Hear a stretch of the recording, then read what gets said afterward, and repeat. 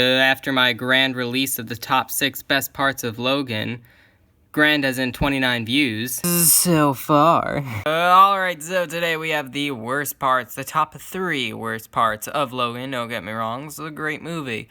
However, all movies have their flaws, so let's check out the biggest flaws of the film. So without further ado, let's get into this. Number 3.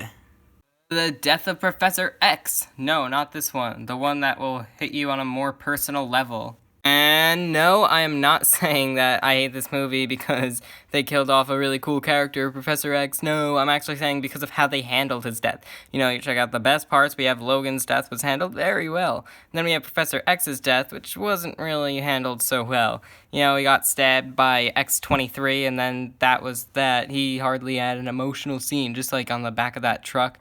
It was sad, but it just, I mean, then you see, like, Logan break down later on, but honestly, I don't know if that's enough for him. Professor X, I mean, of course, no, it's not the first time he died, but still. Wow, top 2 already. We're just flying through this. There's only 3, but still. The film was rated R. No, it's actually quite fine. I mean, I'm not saying like, oh, I have a big problem with them using the F-bomb and all that blood. Like, no, it's super cool and stuff. But it's just, let's explain this.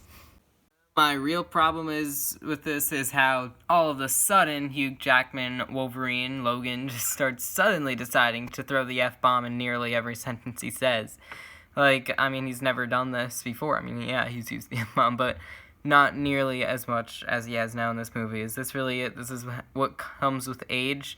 More language, even though completely unnecessary. And then also the violence. They just decide to add in blood that could be the same scenes in a PG-13 movie. And then, of course, you have gratuitous nudity. That was very poorly pronounced. But you know what I mean by that. As in completely pointless nude scenes. So it didn't have to be rated R, but it was. And once again, it's cool. It's just all of a sudden, these swearing and violence to the extreme. You know, like all of a sudden Wolverine just decides, I'm going to stab these bad guys right through the head instead of in the chest. And so the very worst part of the film to me is how it was dragged out.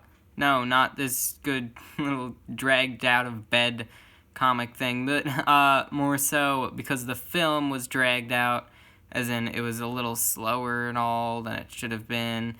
And maybe, you know, how ironically I might say this film had a little less violence than expected, as in less action scenes, really more so. Yeah. And the non-action scenes were necessary and not bad, no. It's just, they were longer than they should have been. You know, you just have that moment where you just look out and the farm at night, and it just slowly shows to these trucks drive by. And honestly, the whole film was really just Logan and Laura and X most of the time, just moving from one location to the next after they kept being found by the same people somehow in some way. That's the whole movie, just them on the run. And then all the non-action scenes are it's longer than it should be. The whole film is longer than it should be. It gets boring at times, but it's still a great film. This dark-toned movie was just awesome. You know, I could honestly, like, picture the Batman v Superman soundtrack playing in this movie. What about you guys? Leave a comment below. Also, leave a comment below about this video. Also, leave a comment below about what you thought of this movie.